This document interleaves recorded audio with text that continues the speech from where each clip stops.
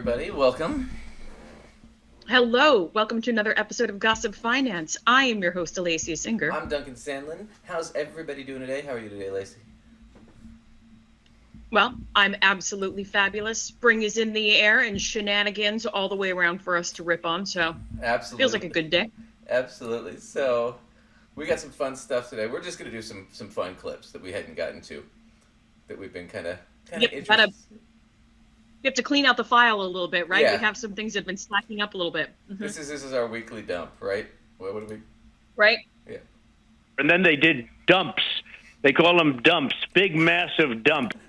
So that's what today is. It's more like a monthly dump, though, because about once a month or so, we have to kind of put together one of these sort of clean out a file episodes, but that's all right. Right. Where it works just, for us. They were too good to get rid of. So, we're going to cover RFK, so we got to start with that first.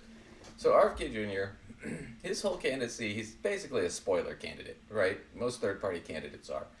And the idea is that initially he announced his run for president on Fox News, but he announced it as a Democrat, which was weird that you go to a conservative outlet to announce you're running on the Democratic ticket, right?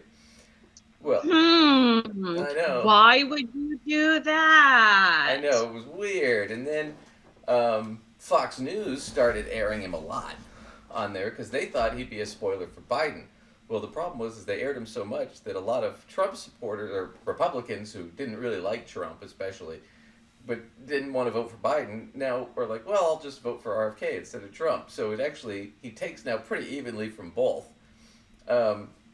So Fox had to stop running him on their other shows because it was screwing with the agenda. So it kind of backfired. Well, then he's running as an independent.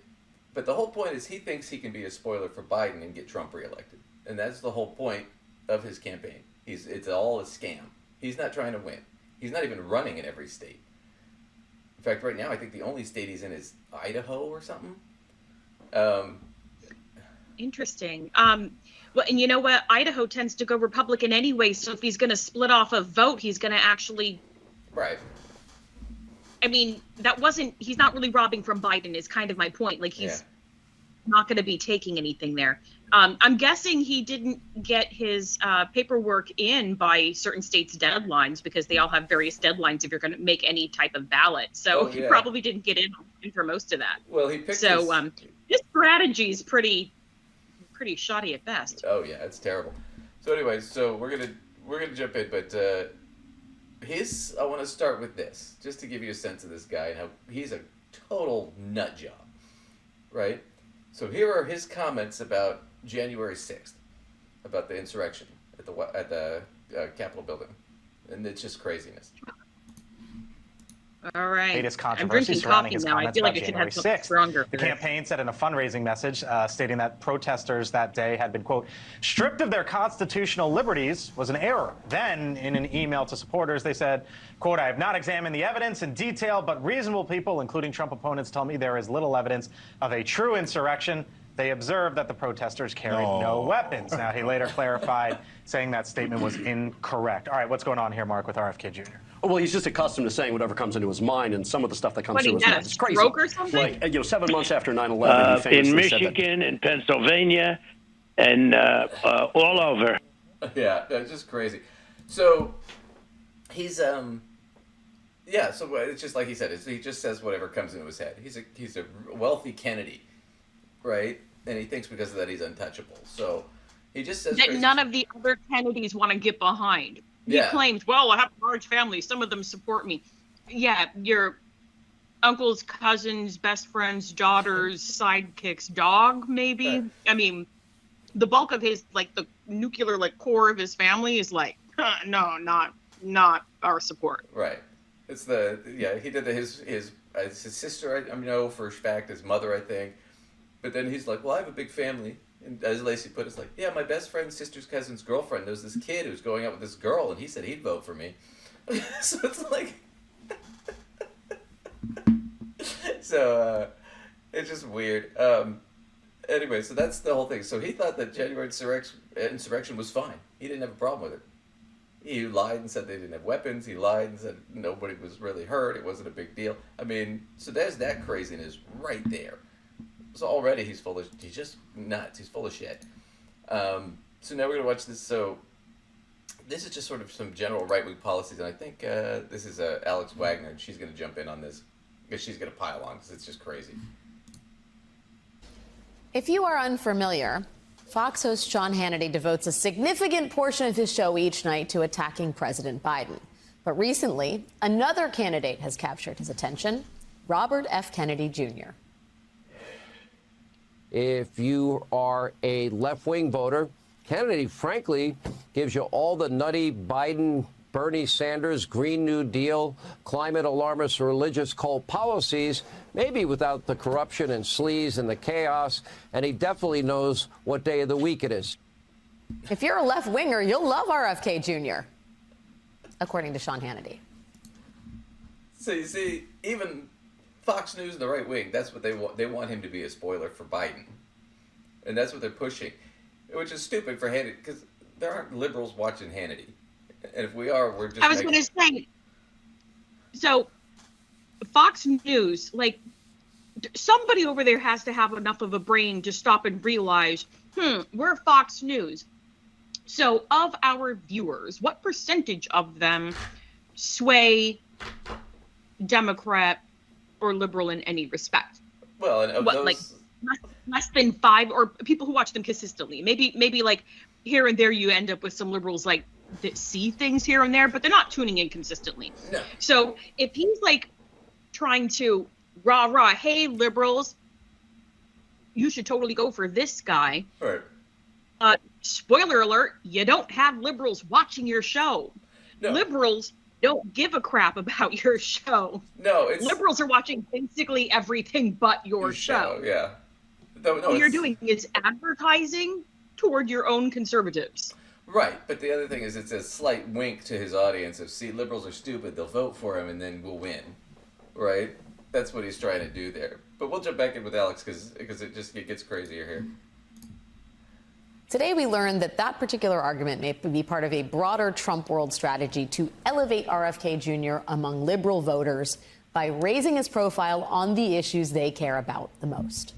According to the New York Times, allies of Donald J. Trump plan to promote Robert F. Kennedy Jr. as a champion for choice, to give voters for whom abortion is a top issue and who also don't like Mr. Biden another option on the ballot. Trump allies also plan to amplify the progressive environmental records of Mr. Kennedy. Now, for the record, RFK Jr. has done nothing to suggest he would be an ideal candidate for people concerned about climate change and abortion. In fact, RFK Jr. is so far the only candidate in this race who has openly endorsed a national abortion ban. Here's what he told my colleague Ali Vitale on that subject late last year. I believe that a decision to abort a child should be up to the women during the first 3 months of life. So 3 months, you would sign a federal cap on that? Yes, I would. So, right as we got to commercial. So yeah, so he's pro-banning abortion after 12 weeks. When people need it the most, usually. Right? Because people getting abortions later in their pregnancies aren't doing it because things are going well. They're doing it because things are going badly. I mean, if it's at that point in the pregnancy, there's usually some sort of like medical purpose behind it once you get beyond a certain point. Those don't tend to be life choices in terms of what I want for my life or whatever, as much as medical choices. Right. Yeah. Right, but it's still a pretty right-wing position on all that. But most of his positions are pretty right-wing. I mean, they're all the wrong things. You know what? The right-wing position is got to make sure you pump out all those babies, pump out as many babies as you possibly can. But you know what? We won't give $1 to try to insure your child, make sure they have medical care, make sure they can eat. We want to take all those away, but you better have them all. Yeah. You better have them all. Well, we won't educate them. So anyway, that's been the theory, because his biggest donor is actually one of Trump's biggest donors, a guy named Mellon. Most of his staff are Trump supporters. So it's kind of this odd thing that it's like, well, is he really running for president, or is it just that he's running to be a spoiler? And the fact of the matter is, he's not really running to be president. because he's not real serious. He's running because he's hoping to be a spoiler for Biden and get Trump elected. So voting for RFK, you might as well just vote for Trump, right? Unless you're a Trump supporter and then vote for RFK. But if you're not, if you're more leftist and you don't want to see Trump in office, then you can't vote for RFK, because that's what his whole goal is. And this is the proof, and that's what Alex was alluding to, but this is what leaked out this week. This was his lead staffer, his head staffer in New York, and she thought she was talking to a conservative audience, didn't realize she was being filmed, and this leaked. And she leaked the strategy, the internal strategy on RFK, and it's pretty devastating for him. So the Kennedy voter and we'll skip ahead a little bit. Let me skip to this. This is the Rational National. Right. And she is working with RFK to get Trump to win. So I'm going to play this video for you, and I'll go over some of the strategy here and some of the reaction from the Kennedy campaign, because they aren't too happy about this getting out. so there's no Biden voters in the House, right? No. Okay, good. Things, I guess, will change over time, because you do have to only pick one candidate at the end of the day. But the Kennedy voter and the Trump voter, the enemy, our mutual enemy, is Biden. Since Biden is... Just going to pause there. You heard it there. The mutual enemy of the Trump voter and the RFK voter, or the Bobby voter, is Joe Biden. It's very clear. And she lays out the strategy now. Counting on us with Bobby in the mix. My thought is for the Republicans. See, Bobby right now, he's pulling from both sides. Right now, he's actually pulling a little bit more from Biden, which explains why the DNC is kind of ganging up on him. They have a special committee to go after independent candidates. Yeah, they say independent candidates, like non-affiliated candidates. They really mean Bobby, because Bobby's the only third party that anybody's taking seriously. So they developed a committee just to go after him and to get him off of the ballot in any way they can. Especially, it seems as though they're going after the battleground states more than the deep blue states. Bobby's moving the blues on his own. If the Republicans accepted the fact that New York, Maryland, Chicago, Illinois, California, New Jersey, Connecticut, most of the Northeast is going to go blue, why wouldn't we put our vote to Bobby and at least get rid of Bobby? So that's it. She's a Trump supporter.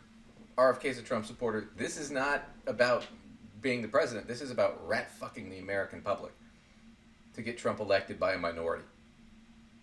Because what ends up happening is you have to get 270 to win the presidency. If you don't get 270, which is what her whole plan is, what she's talking about, and I'll bring up the chart again. If you don't get to 270, what happens is there's a split and Congress gets to elect the next president. If nobody gets to 270 on the electoral vote. And Congress right now is 1 vote majority Republican. So they're going to pick Trump, is the theory. So that's what she's stating, essentially. But that's the plan. I want you to look at this chart again real quick that she showed up. So Trump can win New York. Can't win New York, sorry. New York has not elected a Republican president in 40 years. New York is assumed Democrat. Biden counts the 28 electoral votes in his favor. 270 wins the president. If the blue states follow our example, Biden cannot win. New York can send a message of independence. Dems compromise just under half of New York voters. Republicans are 22%, and the non-affiliated are 23%. So the idea is we're going to try and split New York or take New York if we can, which is stupid because that means they'd have to get all the Republican voters and all the non-affiliated voters to do it, which they're not going to fucking get. Yeah, that feels like a wet finger in the wind. Like that's, yeah. So what's funny is this: he's not even running to be president. He's just running to try and get Trump elected to stop Biden from getting reelected. That's all it is. I mean, there's no other thing to him. So if you guys are voting for him because you think he'd be a good president, A, you're wrong, and B, he's not gonna be president, and he doesn't even want to be president. And he's not trying to be. Yeah, he's not even trying to be. Don't vote for a man who doesn't plan on voting for himself. No, he's voting for Trump. His supporters, all of his staff are voting for Trump.